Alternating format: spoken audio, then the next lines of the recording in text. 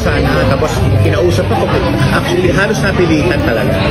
Tapos wala naman daw akong gagastusin. Pero napagastos din ako.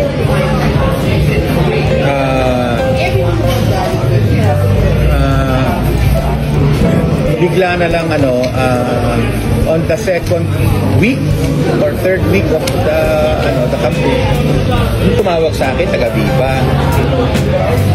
May meeting daw kasi may problema sa election.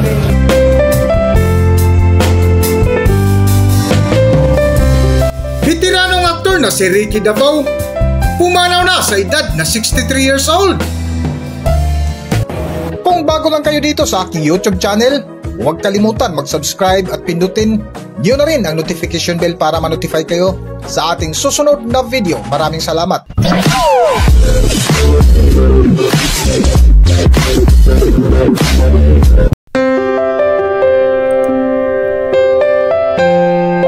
Isang nakakalungkot na naman na balita ngayong araw na kung saan gumimbal sa mundo ng showbiz ang kumpirmadong pagpanaw ng award-winning actor at asawa ni Jackie Lo Blanco na si Ricky Davao sa edad na 63 years old. Na isa nga sa naglabas ng balita ay ang Viva Entertainment Family na kinumpirma sa Facebook. Wala pang nakalagay kung ano ang tunay na dahilan ng pagyaw ng aktor, ngunit matagal nang napabalita na pabalik-balik sa ospital ang aktor nitong nagdaang taon, na kung makikita mo nga sa mga video clip na naglabasan ngayon sa social media ay tila nag-iba na ang imahe ng kanyang mukha na humarap sa isang interview. Magsiselebrate sana si Ricky Davao o Frederick Charles Caballes Davao sa totoong buhay ng kanyang 64th birthday sa darating na Mayo 30, ngunit ikinalungkot ng kanyang pamilya at mga tagahanga na hindi na nila makasama sa darating na kaarawan. Nagsimula nga ang showbiz career ni Ricky Davao noong early 80s na sa loob nga ng higit kumulang 4 na dekada sa industriya ng showbiz ay nakagawa ito ng higit kumulang 100 pelikula at bukod pa riyan ay napakarami ring teleserye na ginawa ng aktor sa iba't ibang TV network.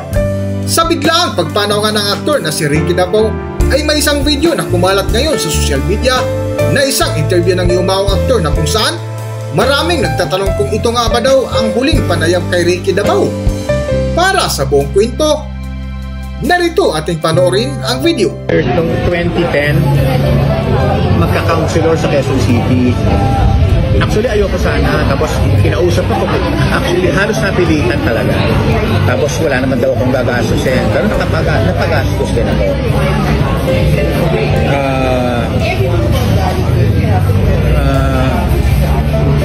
Bigla na lang on the second week or third week of the campaign, tumawag sa akin, taga-Viva. May meeting daw kasi may problema sa election, sa campaign. Okay. So pagdating ko doon sa meeting, may abogado ng Comelec, ng Viva, ng GMA, at saka ng Unitel. Sabi ko, bakit ano nangyari? Kasi may movie ka, Working Girls, lalabas during the campaign. That's a criminal offense now for an actor running for a position. So, kinausap ako ng Viva, nandun pa si Ma'am June, andun ang representative na Unitel, So, kung itutuloy, nakiusap sila kung pwede akong wag nang tumakbo. Ay, ngayon, 1? Working Girls 1? 2. Kami nila uge. Mas political din yun. Oo, yun. So, sabi ko, sige, just give me time to tell kung meron man mga tumutulong sa akin. Hanggang dito na lang muna ang ating video, at kung nagustuhan nyo, huwag kalimutan mag-subscribe at pindutin nyo na rin ang notification bell para ma-notify kayo sa ating susunod na video. Maraming salamat!